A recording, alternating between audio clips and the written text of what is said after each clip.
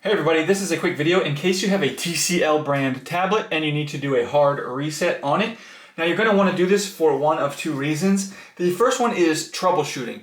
If you're having any issues with this not responding, or if it seems to be lagging, it has software bugs, slow performance, it seems to be frozen, all kinds of issues like that, we can very often get those issues fixed with a hard reset.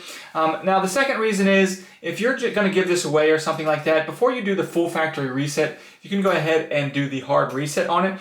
So what you want to do is go ahead and turn off your tablet, and then what you're going to do is you're going to press and hold the volume up button and the power button for about 10 to 15 seconds. And once the tablet vibrates, then you can go ahead and let go of the buttons and just wait for the tablet to restart. Now it's going to restart having cleared out any faults in the operating system.